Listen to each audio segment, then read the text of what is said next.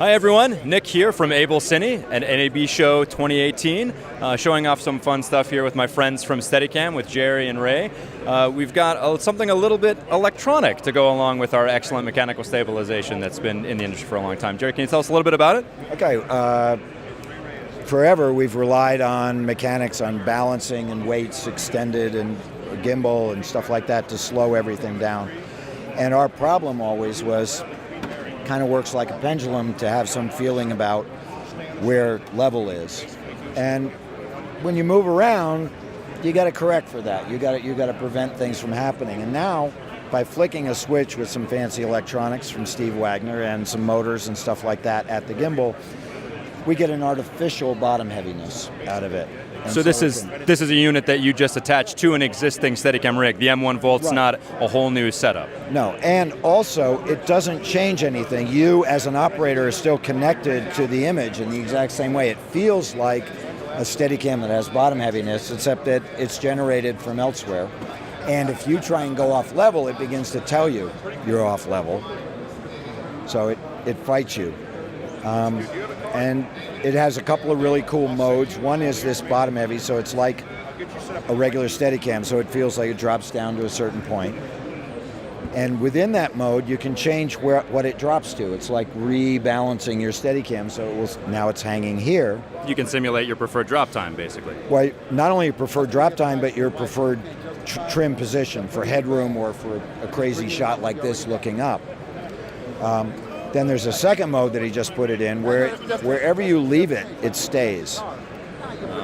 So it's more like a draggy fluid head that wherever you put it, it will stay put. So it's a totally different mode. And then the whole thing works upside down. So no more long reconfigures to low mode is what you're telling me. Absolutely, you're done. Because it's balanced and all the features that I just described work exactly the same way in low mode. And it's totally transparent to you. As an operator, it's just like you're having a really good day. And for new people, it's like we don't make mistakes.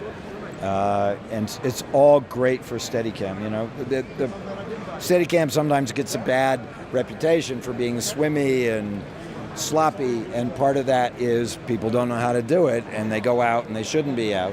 But now, even people who haven't been at it very long, you still need training and all that stuff, but if you haven't been at it very long, you're not going to have those typical mistakes. You're going to have a rock-solid horizon and reasonably good framing and all that, and then guys who are really, really good are going to be able to push the envelope of what's possible, because you don't have to think so much and really use a lot of energy to keep it level. You can focus more on what's important. It's fantastic. Absolutely. And so this is an option just for people who have Steadicam products, or for the people who have the other brands of sleds out there? Is that something they can use? We're making it for all our legacy products.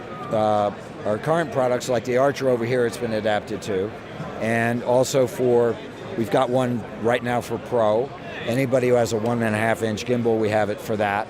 And we're going to slowly work our way to both smaller and larger rigs, adapting it for those. The mechanical adaptation, the hardware and the software, all that stays the same, no problem.